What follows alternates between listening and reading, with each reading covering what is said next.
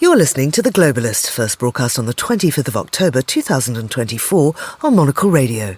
The Globalist, in association with UBS.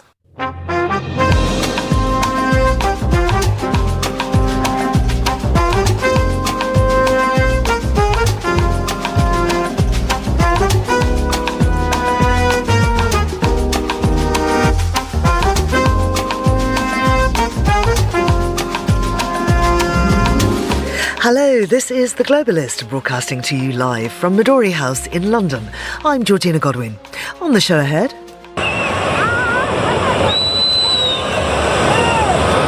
demonstrations in Georgia as the country prepares for polls tomorrow, which will decide on whether it bends towards Russia or Europe. Chancellor Olaf Scholz is in Delhi. We'll look at the relationship between Germany and India. The Dutch Navy is the oldest in the world, but it has the newest equipment. We'll find out about the force's deployment of cutting-edge unmanned vessels. We'll have a flick through the international papers and a roundup of travel news, and then... we learned that the seething legions of MAGA are now aflame with the notion that Vice President Kamala Harris did not, despite her claims, actually ever work at McDonald's. Andrew Muller reflects on what we learned this week, and we'll be in Taipei for the latest art news. That's all ahead here on The Globalist, live from London.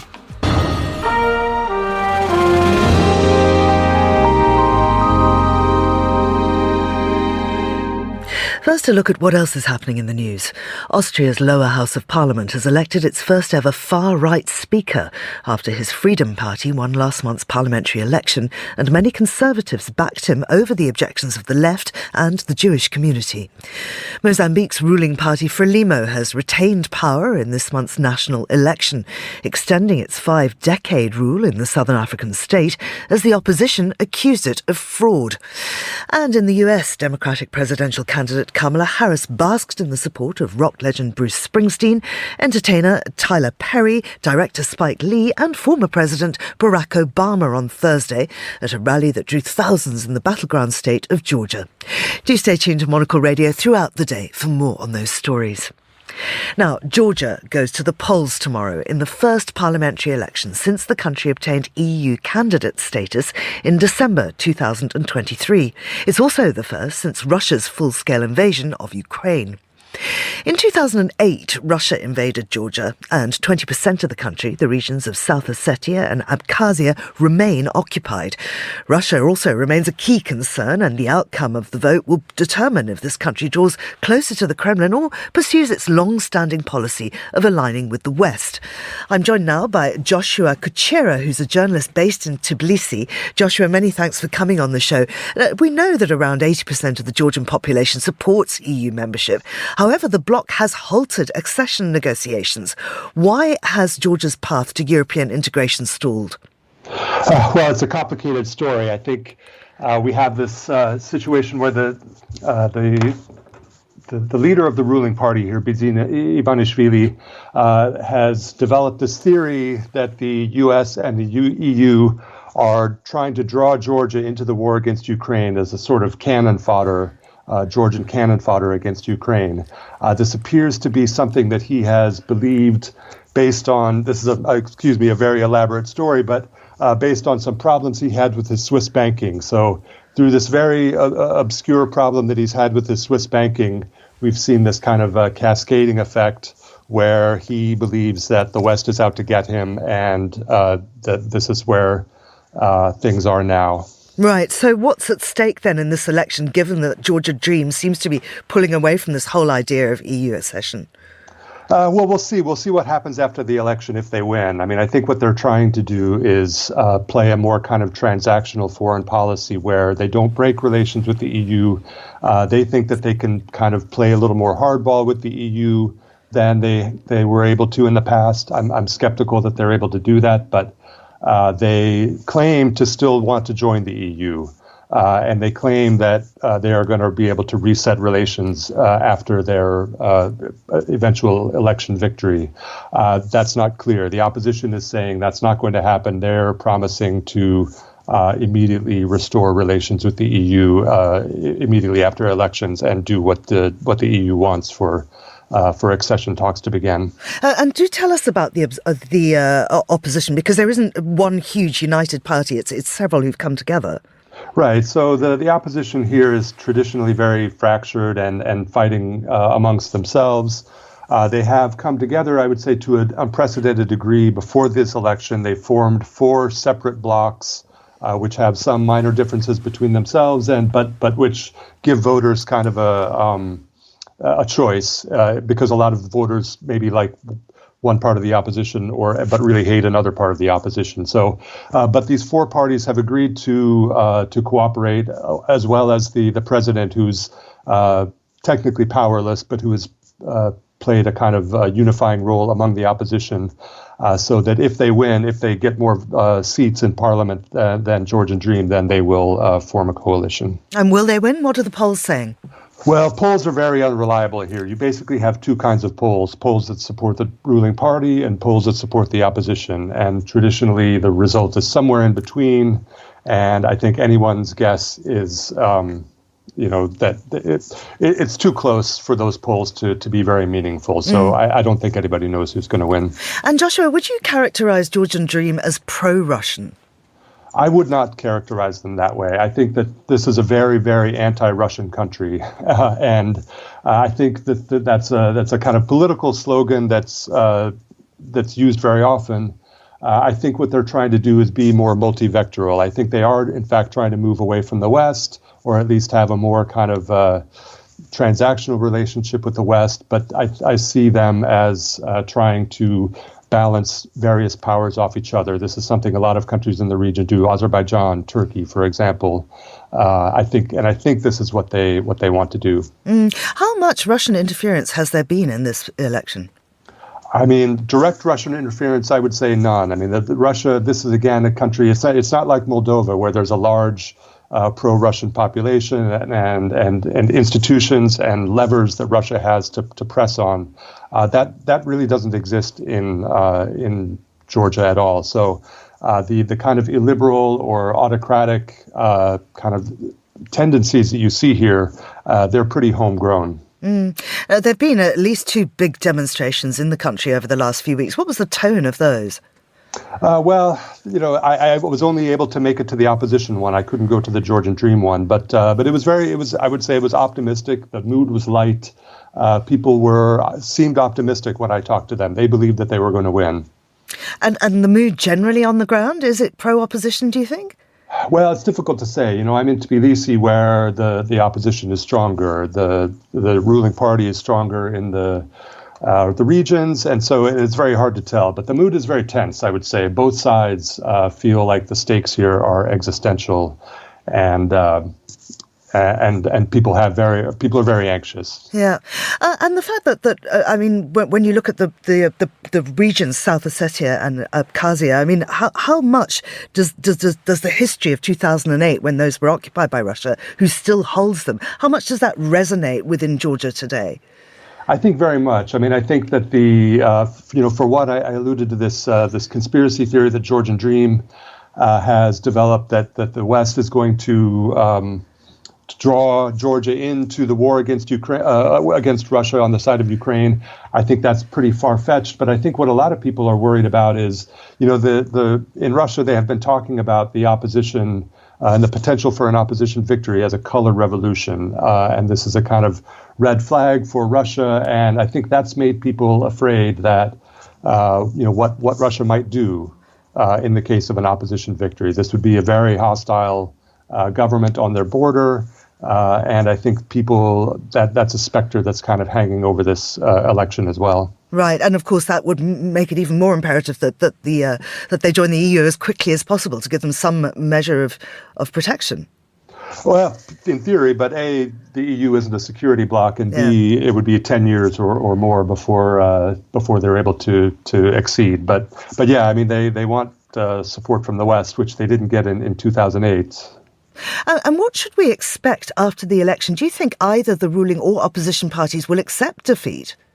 No, and so that's why I think the post-election period is going to be really tense. I mean, I really hesitate to predict anything that's going to go on. As far as I understand, the kind of the vote counting system here is fairly robust, and I think a kind of outright fraud is difficult to pull off here. But who knows? We saw some kind of ominous arrests yesterday of I would say anti-government activists. And my kind of wild speculation is that they could be claiming that there's some sort of coup underway, and that that they have to impose some emergency measures to stop it. I mean, this is my wild speculation, but this is kind of the mood now in Tbilisi. Nobody knows what can happen. And what do you think the results will mean for the region as a whole? Well, I mean, in the short term, I don't know. It's hard to say. I think that the stability here is at stake, and I think that if either wins and there's not a lot of violence, then I think things are kind of go back to normal. I think that's the key question for now. Joshua, thank you very much indeed. That's Joshua Kucera in Tbilisi, and this is The Globalist.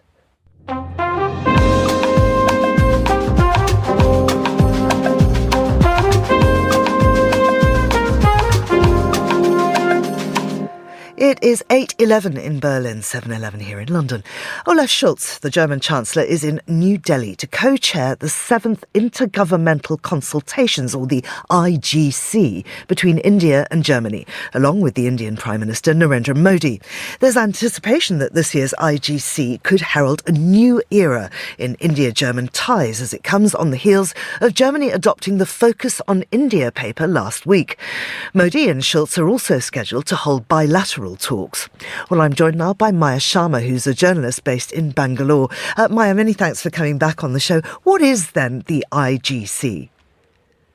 Well, it is a meeting between these two governments. They're talking about different issues, whether it's on defense deals, production, trade, of course, generally improving a relationship, which has been comfortable. It has been very comfortable. That paper, the Focus on India, was in fact adopted last week.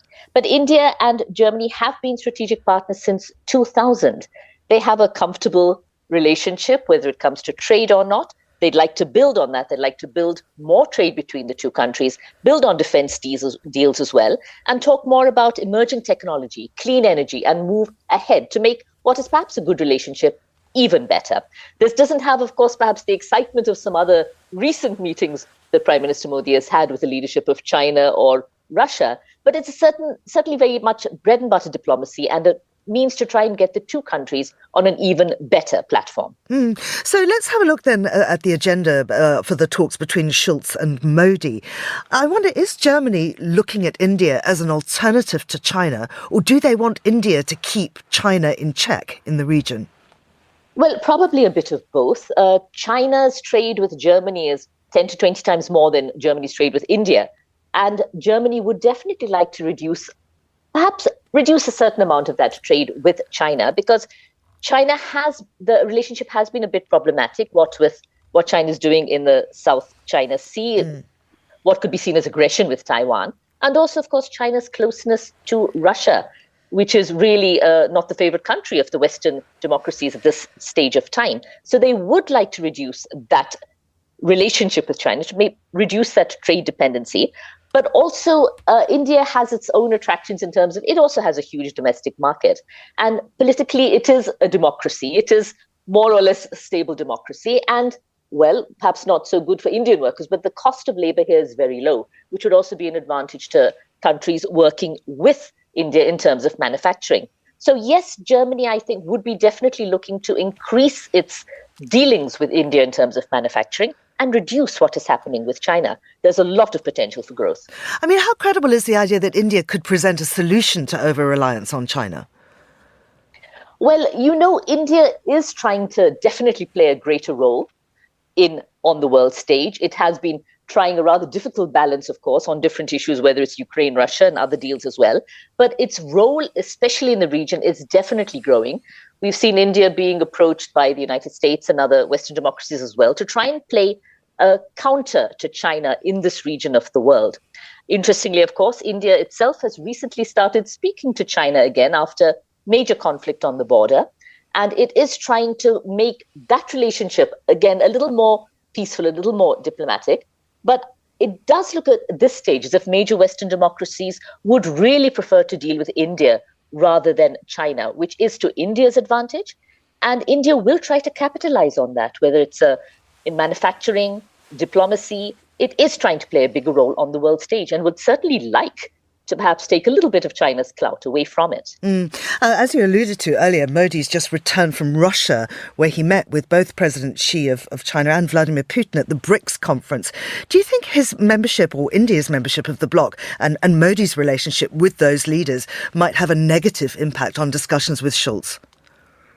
Well, it is, of course, very tricky when Vladimir Putin, who has been really kind of rejected by all of the West because of what's happening in the Ukraine, Prime Minister Modi definitely does have an ongoing relationship with him. He's met him quite a few times in the past. He has said that India has this historic relationship with Russia, which would be awkward again for the Western democracies. And it is a balancing act which India is trying. He's also met Zelensky as well. So it is a balancing act which India is trying, maybe relatively successfully so far.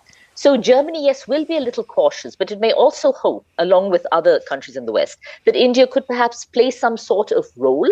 That is something which is being discussed, perhaps a sort of role in bringing peace between Ukraine and Russia, if that is possible, that they could, in fact, act as intermediaries.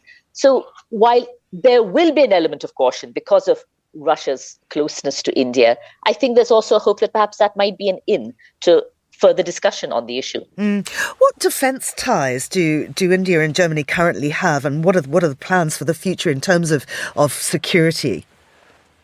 Yes, they do have defence. There are ongoing. There's kind of a joint exercise going on between the Indian Air Force and Germany as well. And currently, 2 big Navy ships of the German Navy are in Goa, and Chancellor Scholz will also be visiting Goa to kind of take a look at what is going on there. There is also a possibility of greater agreements when it comes to 6 submarines. With German technology, there's likely to be a joint agreement on that as well, which would be very interesting if Germany does, in fact, transfer submarine technology. So the tenders for 6 advanced stealth submarines are under discussion as well.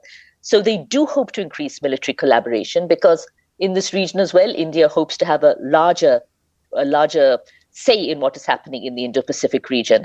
And Germany would definitely like to be part of this, to be involved in what is happening in the region as well. I wonder how important the issue of migration is to the Germany-India partnership. Well, it's interesting because Germany is actually going to encourage skilled Indian workers to settle there. Right now it has, I think, about a huge number of Indian students. That's 50,000 Indian students roughly in Germany, which is the biggest foreign group of students. And most of those students, unsurprisingly, decide to try to stay on after their education. And Germany is actually encouraging Indian professionals to actually go and stay there, which is unusual. And he will also visit a school in Delhi. Chancellor Scholz will visit a school in Delhi that actually encourages Indians, helps them prepare for training programs in Germany. So I'm not sure what India would get out of skilled professionals leaving for Germany, but for those individuals, it is interesting for them that Germany is in fact encouraging them to come there to work. So migration of skilled labor, yes, Germany is encouraging it. Other migration, illegal migration, of course, as elsewhere in the developed world, is not looked upon with any great enthusiasm. And we know, of course, that Germany's having a bit of an economic slump at the moment, a downturn. Is there a big business delegation now alongside Scholz, and should we expect to see improved trade ties? I think trade is also a very big focus of this visit. There will, of course, be the Asia-Pacific Conference of German Businesses being held in New Delhi with about 800 German CEOs attending. This will be for the whole region, of course, but India particularly would like to see greater ties, and Germany, which is India's biggest trading partner in the EU, would also like to amp up business. And we're looking at possible joint production with Volkswagen here in India. That's a possibility. DHL is also expected to hugely increase its amount of investment in the country. So yes, trade and business would be a very big deal. It is, as I said, in the EU's biggest trading partner with India. And Germany would as the biggest EU economy, would also like to increase what it can do with India's huge market and manufacturing ability. So, Maya, are we entering a new and important stage of Indian-German partnership? I think so, possibly, because Germany does seem to definitely be looking more closely at India and its possibilities. It's not always easy to do business in India. It's really tied up with bureaucracy. The amount of red tape that has to be cut through is a huge deal. But Germany certainly does seem to be focusing on India, again, perhaps to reduce its dependence on China, but also because India does seem to be emerging internationally. So it could be a step forward. The relationship was good, but like I said, I think the two countries are hoping to make it even better. Maya Sharma in Bangalore, thank you very much indeed. Now, still to come on the programme. We learned that the seething legions of MAGA are now aflame with the notion that Vice President Kamala Harris did not, despite her claims, actually ever work at McDonald's. This is The Globalist. UBS is a global financial services firm with over 150 years of heritage. Built on the unique dedication of our people, we bring fresh thinking and perspective to our work. We know that it takes a marriage of intelligence and heart to create lasting value for our clients. It's about having the right ideas, of course, but also about having one of the most accomplished systems and an unrivaled network of global experts. That's why at UBS, we pride ourselves on thinking smarter to make a real difference. Tune in to The Bulletin with UBS every week for the latest insights and opinions from UBS all around the world.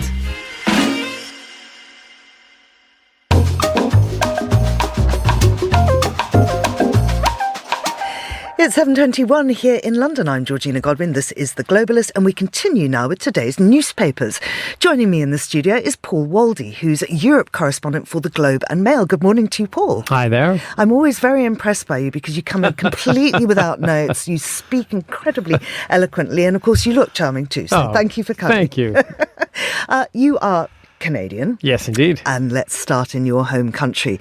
What is going on with Trudeau? Oh, wow. I mean, Prime Minister Trudeau, he has been facing a mounting level of criticism within his own party. A lot of his MPs are very worried about the next election, which could come at any moment because he is in a minority government and the deal he had with another party called the New Democratic Party has fallen apart. So really, there could be an election anytime the House of Commons votes against a confidence motion.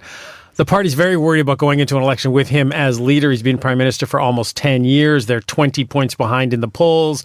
The country generally seems to be quite a bit tired of Mr. Trudeau, so there's a real concern about how they're going to contest an election against a resurgent Conservative Party. And about 24 members of the Liberal Party caucus came out against Trudeau at a big meeting on Wednesday, urging him to reconsider his position, et cetera, et cetera. And within 20 hours, they wanted him to spend a few days thinking about what they said. Within 20 hours, he just said, nope, I'm going to run again, and basically tough luck. So it looks like they're going to be stuck with Trudeau heading into the next election, and it looks like it's going to be a really tough fight for them. If not Trudeau, then who? Well, that's the big question. I mean, there is no real mechanism in the Liberal Party to get rid of a leader very quickly or very easily. And of course, the minute they triggered that, the opposition parties would try and bring down the government and have an election as quickly as possible. There are no real contenders in the wings. Mark Carney, former governor of the Bank of England and former governor of the Bank of Canada, has been rumored as a possible candidate, but he's never been a politician before, never won a seat in government before. So it's a big stretch for him to become leader all of a sudden heading into an election. So there are no real contenders out there. And I guess, the Liberals are just going to have to suck it up and go with Trudeau. And if even his own party don't like him, how popular is Trudeau amongst the ordinary people of Canada? Well, this is the big problem they face. He's had two minority governments so far, and that's kind of a reflection of how public attitudes towards him have kind of faded.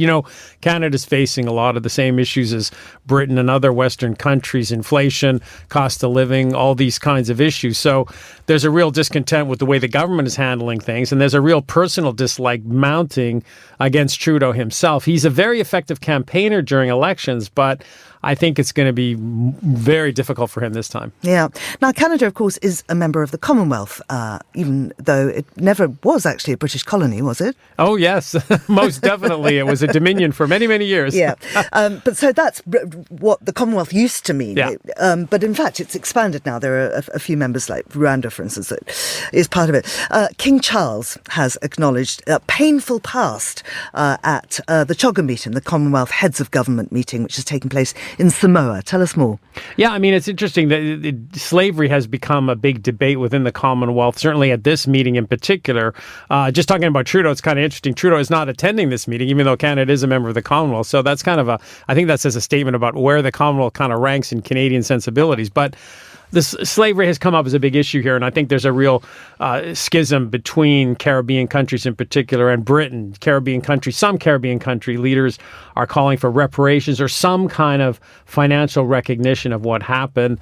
Britain, of course, is loath to get into any kind of discussion like that, and I think King Charles, in his speech, tried to kind of thread the needle here by not talking about reparations, but saying the Commonwealth has to learn from its painful past. It has to move forward. It can't change what happened and this kind of thing, which I think all speaks to something along the lines of a discussion that's going to start about this and how to move forward on this. Now, there's a lot of different theories in play here. I mean, there's some people are talking about 18 trillion pounds worth of reparations or something, but I think more likely is a discussion around maybe some payments to help with environmental protection, maybe help with educational programs or museums or these kinds of things, kind of non-direct monetary payments, because it's a very controversial topic. Absolutely. Patricia Scotland's the outgoing Secretary General of the Commonwealth. She says for 75 years, we've demonstrated an unparalleled ability to confound the painful history which brought us together, and sit together as equals. But I mean, she goes on to really dismiss the idea of any kind of financial payment. I think she does, and I think that reflects Britain's standing on this issue as well. Britain doesn't even want to apologize because they feel that will open the door to some kind of financial liability. And I think what Britain is now saying is that they will agree to some kind of statement from this meeting that talks about discussions going forward about it and some kind of way forward that would open up a dialogue about it, but nothing along the lines of financial reparation. How relevant is the Commonwealth still? Well, I think that's another big question. You know, you just heard this week the Commonwealth Games is in trouble. They've had to scale it back. There's real questions about whether it will continue.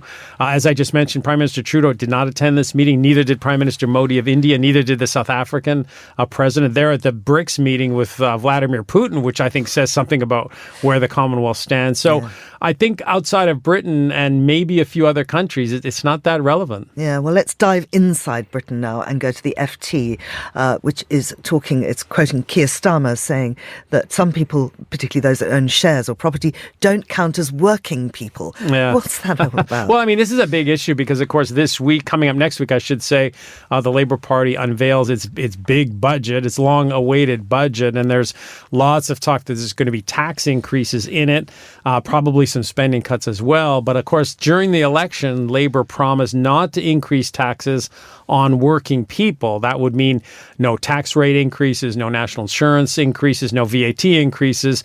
But how you define working people has now become an issue for Keir Starmer because one of the areas they are looking at is capital gains. And of course, capital gains is when if you own shares or a house, a second property, things like that, and the value goes up, you're taxed on the profit. And Starmer was asked about this yesterday, and he was sort of waffling around and saying, well, they don't really count as working people, when in fact, something like 30% of people in Britain own shares in companies or own property that might be subject to capital gains. So they had to kind of backtrack a little bit after his comment and say, well, you know, yes, if you're working and you own a few shares, yes, you're considered working. But I think they're really bending themselves out of shape here to try and meet their commitment in the manifesto and yet try and address what they say is a really big financial hole. I'm really interested in your take as a foreign correspondent and somebody living here in Britain, looking at our media and the treatment of the Labour Party since they've taken over, because it would seem to me incredibly hostile. It is, and I mean, I'm always baffled at how newspapers have particular agendas, whether one paper might be to the right, another paper might be to the left, and it's very hard, I find, during elections to actually actually get a straight picture of what's going on because the papers have such strong agendas. I do think the Labour Party has shot themselves in the foot. I don't think they've had the best start, and I think they would acknowledge that. However, I do think the piling on in some of the papers is surprises me because that's not something we would normally see in Canada or in the U.S. Right. Finally, let's go to the Menendez brothers. This is a huge worldwide story. What's the latest on this? Give us the background first of all. Well, this is Eric and Kyle Menendez. They were actually convicted of murdering their parents back in 1996. This was the first television trial. This is pre-O.J. Simpson, everything like that. They went to jail, given long sentences, but their case has really come forward in the last few years. And right now there's a big Netflix popular docudrama on. There's been all kinds of other documentaries. And the question is really surrounded, why did they kill their parents? It was a very brutal murder. They shot them with a shotgun, denied it at first, and then, of course, went on a spending spree. They were from a wealthy family in Los Angeles. But the question always has been, what caused this? And they've argued for years and years, even from the very beginning, that they were molested by their father and that their mother acquiesced and even facilitated it. And of course, times have changed from 1996 when that, probably was dismissed as a possible defense. Nowadays, of course, it is considered a legitimate defense. And the LA District Attorney has announced this week that he is going to call for a resentencing of the brothers, which could see them get paroled. And that, of course, has opened up a whole can of worms about, what was their defense? Is it, they've been in jail for 34 years. Is that long enough? Some family members are backing them, some aren't. So there's a real issue here about, what is justice for these two boys and what about their defense? And does that hold up today? And the legal precedent it would set. It would. I think this is obviously it's going to go before a judge and it's going to go before a hearing to get verified. But it is a pretty dramatic turn of events for sure. Yeah, Paul, thank you very much indeed. Okay. That's Paul Waldy there. Now, here's what else we're keeping an eye on today. Austria's lower house of parliament has elected its first ever far-right speaker after his Freedom Party won last month's parliamentary election, and many Conservatives backed him over the objections of the left and the Jewish community. Walter Rosenkrantz, a 62-year-old lawyer and veteran lawmaker for the Eurosceptic Russia-friendly Freedom Party, had recently served as Austria's parliament-appointed ombudsman. His supporters say his decades of public service qualify him for the country's second highest office. Mozambique's ruling party, Frelimo, has retained power in this month's national election, extending its 5-decade rule in the southern African state as the opposition accused it of fraud. Observers have said the October the 9th election was not free and fair. A European Union mission reported irregularities during counting and alteration of results at the local and district level, problems which have marred most polls since Frelimo first allowed multi-party elections in 1994. And in the US, Democratic presidential candidate Kamala Harris basked in the support of rock legend Bruce Springsteen, entertainer Tyler Perry, director Spike Lee, and former President Barack Obama on Thursday at a rally that drew thousands in the battleground state of Georgia. Today, Harris will appear with Beyoncé, and she's slated to appear with Michelle Obama on Saturday. Meanwhile, it's been disclosed that Elon Musk gave about $44 million to his pro-Donald Trump spending group during the first half of October, as the billionaire stepped up his efforts for the Republican candidate in the November the 5th election. This is The Globalist. Stay tuned.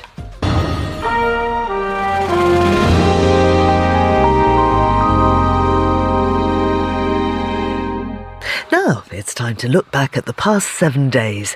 Here's Monocle's contributing editor Andrew Muller with this week's What We Learned. We learned this week that hornets can hold their booze. I can't wait to see where this goes. Okay. Tell me more. Let's see where this goes. We learned that boffins at the Ben Gurion University of the Negev in Israel, for whom curing all known human disease and so forth appears to be a back-burner priority, had been spending their time and the taxpayers' shekels attempting to get hornets drunk and had failed. Actually, can we mix the insect noise and the hiccuping together for that proper drunk hornets vibe? Amazing. We learned that even after the doubtless delighted subjects of the study had been given nothing to consume for a week except ethanol-heavy sugar solutions, no detriment was ultimately detectable to either their behaviour or general health. We learned that while the Hornets initially reacted like most of us might after gargling 80% ethanol, i.e. by lying on their backs making ineffectual gurgling noises, they recovered within a matter of minutes, indeed appearing almost energized as if, yes, they were enjoying the buzz. Thanks for coming out. Try the 80% ethanol, which may serve as useful insulation against the prospect that the voters of Earth's mightiest nation may be a week and a half away from returning to Earth's most powerful office, this guy. As many as you have no idea what I did in the White House. I stopped wars with France. To whose lengthy list of malfeasances and wrongdoings we learned can now be apparently added stopping a war with France. What? What's the point? Anyone do that? I don't know what that means. What? I don't understand that. Unless he has entirely parted company with reality and simply has no idea what he's talking about, but how likely does that sound? Although sort of sticking with a French motif, we will be needing once more that discordant accordion bed in honor of that weird thing he does with his hands while saying words. Because we learned that high on the list of the very many things that concern Trump about modern America is the profoundly urgent and deeply imaginary issue of high schools forcibly performing gender reassignment surgery. There are some places your boy leaves the school, comes back a girl without parental consent. What is that all about? What indeed? What indeed? There now follows a complete list in alphabetical order of every non-insane and unstupid citizen of the United States who thinks this is a thing which is actually even slightly occurring.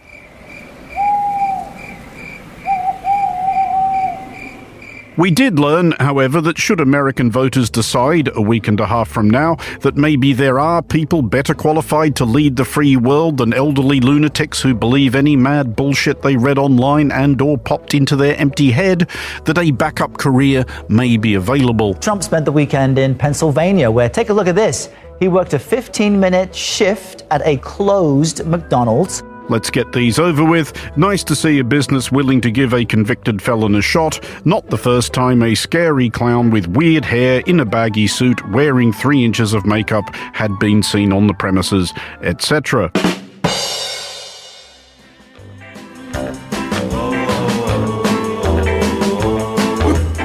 We learned when we looked into it further, if reluctantly, that the impetus for this stunt appears to be an exciting new mutation of the Trumpist fable which once held that President Barack Obama was not, in fact, an American citizen.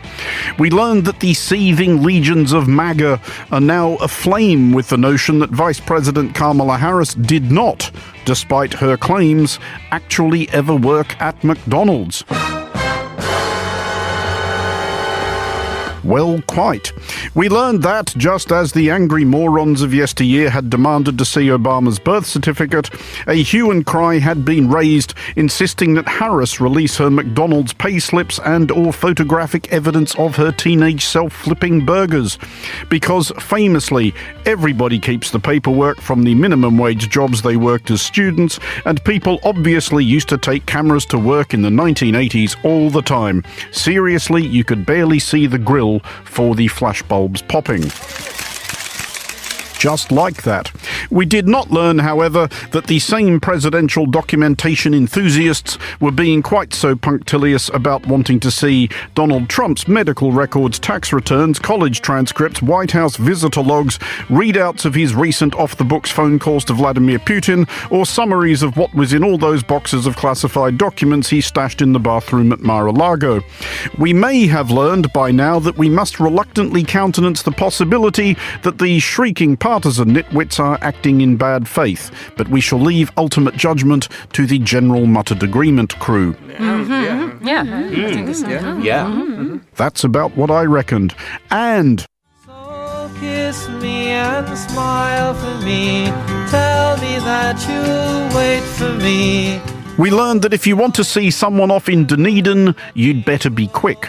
We learned that whoever is in charge of the airport which serves the New Zealandish hamlet has grown weary of excessive leave-taking in the drop-off zone, which in itself sounds like a euphemism, and has put up a sign insisting that hugs be kept to 3 minutes, which is actually an almost weirdly long time to hug anybody, especially a relative. Though in Dunedin, who isn't? What we mostly learned from this is that they have airports in New Zealand now. We are obliged, as usual, upon making any sequence of cheap trans-Tasman swipes, to offer right of reply to our New Zealand desk, this week staffed by our Deputy New Zealand Desk Chief, Flynn Simons. Appreciate you reaching out as always, but I don't really care about any of this, and I've got a lot on. Good luck with it all, though. Thanks, Flynn. For Monocle Radio, I'm Andrew Muller. Thank you, Andrew.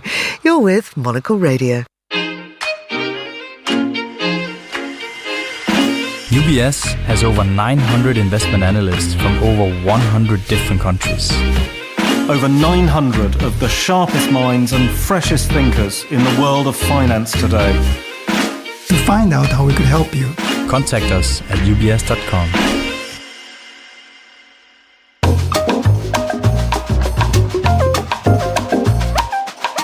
The 31st edition of one of the longest-lasting contemporary art fairs in the Asia-Pacific region, Art Taipei, begins today at the Taipei World Trade Center, running concurrently with the newly launched Taipei Art Week.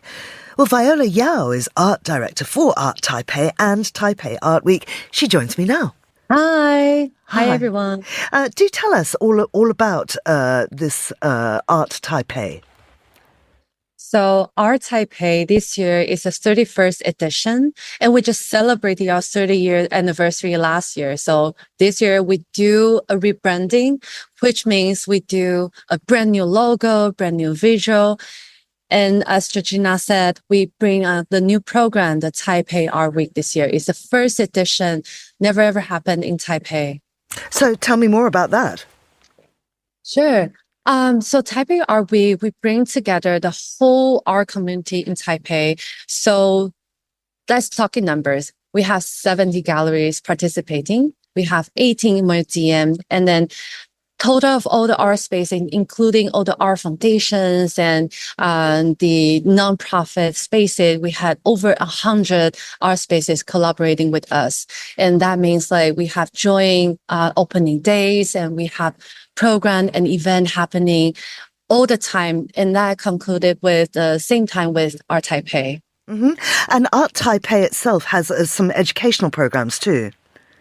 Yes. So Art Taipei started in the 90s, where it's considered golden times in Taipei, where all the art galleries, major art galleries are established. So since 1992, we have bring on the best of what Art Taipei can offer. And with Art Taipei, not only we have the best of Taiwanese gallery, this year we have some return of the blue chip gallery like Sky the Bathhouse, we have Periton. And inside the fair, we also collaborated with the Ministry of Culture. First of all is the MIT introducing young artists. We selected 8 different artists, and then we pair them with commercial gallery to move forward with them with the sales and the promotion. And another thing we have done 5 years in a row, the Aboriginal art sectors, where we introduce the Taiwanese Aboriginal artists to the audience. Some of them, because of our art fair, have been introduced to biennales and international galleries and museum shows. Mm-hmm. And Taipei Artwork has an exhibition called In Bloom. Tell us more about that. Yes. So In Bloom is actually the title for Taipei Art Week. So because it is the first edition, we wanted to, In Bloom is kind of like flower blossoming everywhere. So that is mean we have invited all the gallery art spaces to have their program exhibition open. And this year we have a international forum where we invited Mabi Kantauka from Mori Art Museum. And then we have Catherine Wire from the Lagos Biennale. And then we have a curator, Eva Ling, that is originally from Taiwan. for this international forum, we want to use Taipei Art Week as a platform to introduce different perspectives that the curatorial practice that is rare to hear in Taiwan. We want to have the Taipei Art Week as a platform to introduce more to the audience. Mm-hmm. And who is the audience? What's the demographic of the people that visit your events? So the audience for the Taipei Art Week is a little bit different from Art Taipei. Art Taipei, obviously, of all the art fair is art professional, art lovers, and collectors. But for Taipei Art Week, because the geographical area is big, we divided Taipei into 8 different regions. And so our audience, not only art lovers, art professionals, but also some public citizens. And also the reason why we want to do it at the same time as Art Taipei, that is how like Seoul Art Week's doing, Singapore Art Week's doing. We want to introduce Taiwanese program and introduce all the environment into our international audiences. Like this year, because Art Taipei, we have invited many international curators, like Alia from Saja Biennale. We have Alvin Lee from Ted Martin. They are here to be doing a talk for Art Taipei. And having a Taipei Art Week is amazing chances for them to see everything all at once when they are here in Taipei. Is there a word or a sentence that you would use to kind of describe the art scene in Taipei? I would say it's very vibrant. So because, as I said, we have a lot of galleries that has been open over 30 years in Taipei. And then all of them are in very deep connection with the art museum. And what is interesting is there are more and more art foundations happening, emerging in Taipei as well. And they are very well connected to the international art scene. So what they bring out different tastes to Taipei. I think the vibe will be strolling through Taipei. And another reason why Taipei Art Week is such a destination fair event is the food in Taipei. So all the international audience come to Taipei, not only just for the art, but they want to have the chance to Taipei City. So that's what we want to bring to the audience, not just art, but also a lifestyle. Viola Yao there from Art Taipei.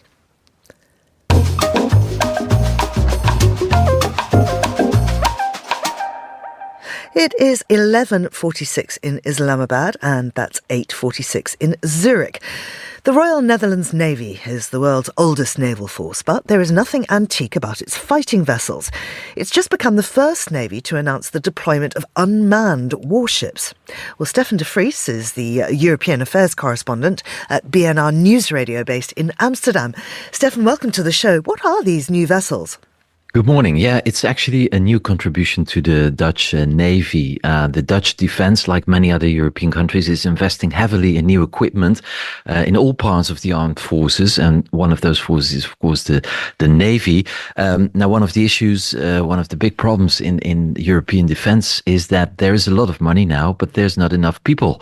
It is very difficult to hire staff and personnel. So the Dutch Navy is now designing ships that will have no people on board anymore.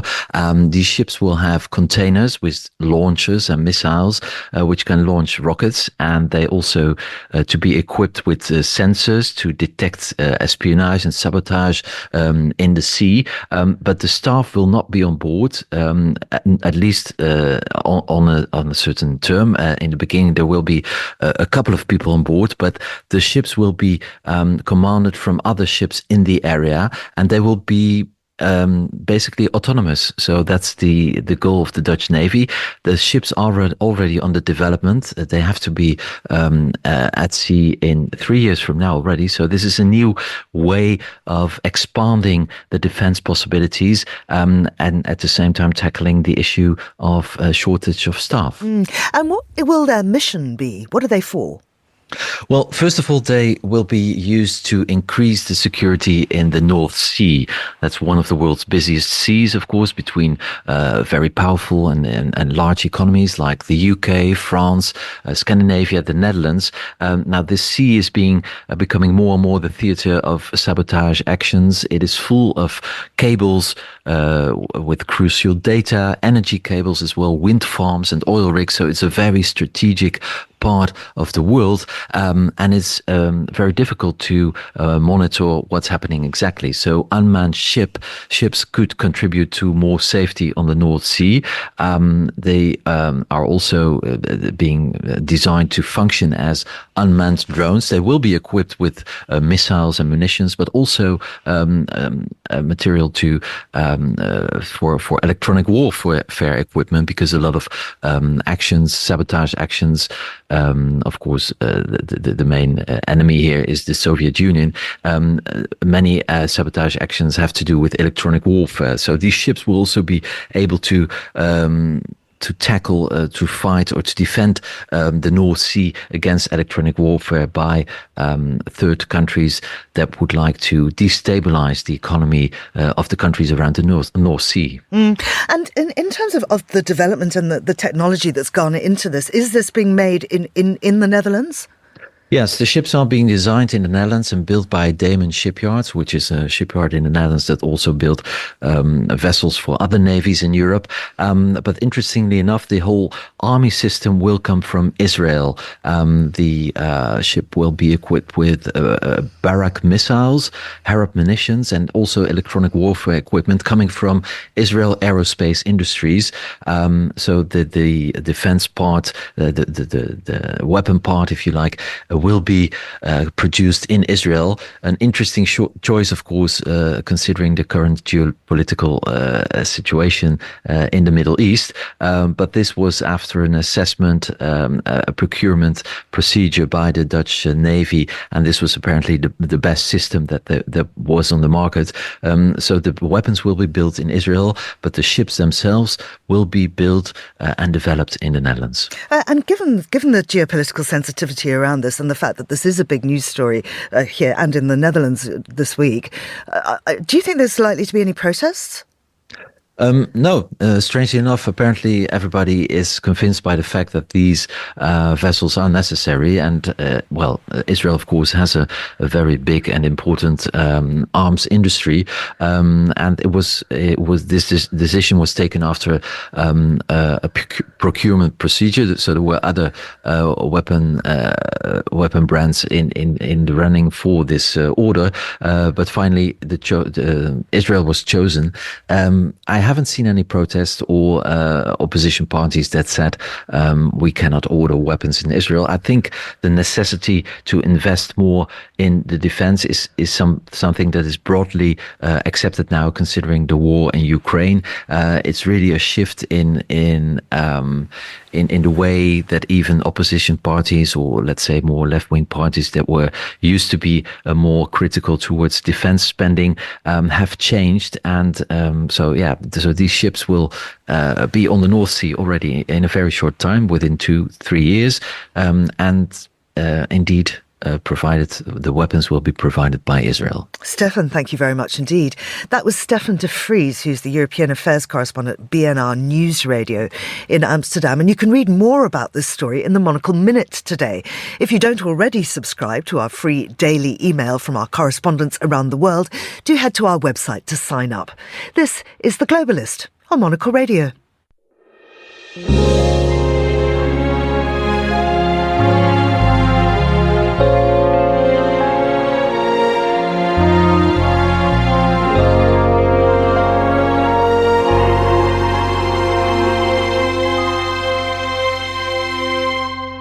And finally, it's time to talk travel with Rashmi Narayan, who's a travel, food and drink writer. She joins me now in the studio. Hello to you. Good morning. Hi to you too. Let's talk about tourism tax, because we are hearing this week that Venice wants to actually double the number of days it charges tourists. Tell us more.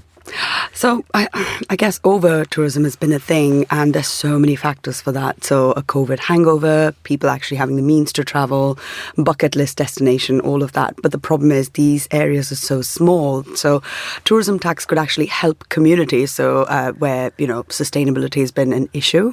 But I guess we need to ask, is this actually going to deter tourists from going? I guess the short answer is probably not, because they still want to go to Venice. But I guess it's going to make them think twice on where they want to stay and maybe choose a detour like Verona, for example, to stay but do a day trip to Venice. And also support more local communities, or just think, okay, I'm not going to pay this much every day, so I'll just do Venice just for one day or one afternoon, so that even the tourist numbers can be controlled better and the locals can then start feeling like it's their home again. Yeah, absolutely. And I mean, that is one of the problems, is that it's pricing out locals, isn't it? Absolutely. And it's not really helping them in ways that, especially Venice, where the ecosystem is so fragile and has been for so long, it's really hard, where the tourism numbers are not evened out throughout the year. And since COVID, it's actually doubled. So I guess they're trying to say we have other places that you can visit, so stop, staying in one. And this is why I guess there's an extension on the tourism tax, because people are just not getting the message clearly. Yeah. I mean, does there need to be a whole shift in travel trends, trying to make people visit lesser-known destinations? Absolutely, because I can see that airlines have also started thinking about that, where they're offering more direct flights to lesser-known destinations. I think United was one where they said, now we have flights to Senegal or Mongolia, which people wouldn't even have thought of, thinking it's so far off. But, if there's a direct flight, why not? Something to consider. Absolutely.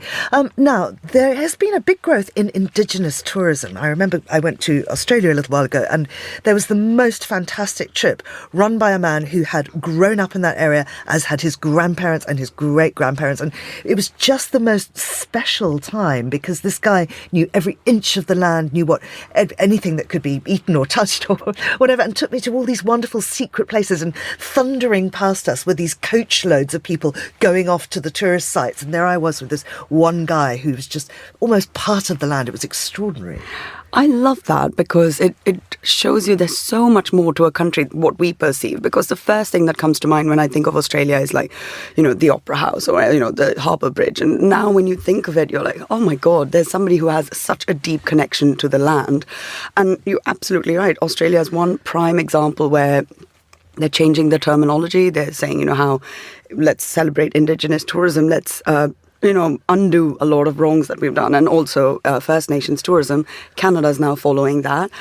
It's still a long way to go for a lot of other countries like the USA and everything. But I think in about 10 years from now, we're going to see a big shift in how people perceive different places they go if Indigenous tourism can thrive. And it helps these communities survive as well. And I mean, you've experienced this yourself in Seattle. I did, yes. I was there 2 weeks ago, and it was one shop owned by a wonderful tribe that I had no idea existed. And I asked her a question. I said, how do I know if what I'm buying is authentic or not? Because, these designs have become really popular. She said, just ask the artist which tribe made this, and then it's, absolutely authentic. Yeah. So it's good to be able to have these conversations when we travel as well. Absolutely. And finally, just a little bit of time left to discuss the National Trust Wetland Programme. This actually made me so happy, because we all know that climate change has been such a scary ordeal, even in this year that we witnessed here in the UK. But having a concept of resetting a river where you can see this, I think, was one of the largest projects that the UK has taken on, and to see that wildlife has come back to an area, and you have vegetation that's going back, and eel and trout and all that thriving. It's such a positive step forward, where that if you take your kids on holiday now, you can tell them this story that this was once, not a great place, and now it's actually flourished so much. And how have they managed that? Oh, they've actually reconnected a floodplain to the river. And I think this effort, they modelled it on something that Oregon tried a while ago, and basically said, okay, this is a cleanup we need and on a larger scale, and let's connect this back to the floodplain so the river's flowing again, and that way it's not blocked up, it's not messed up, it's just, flowing as it should. Thank you for that good news story.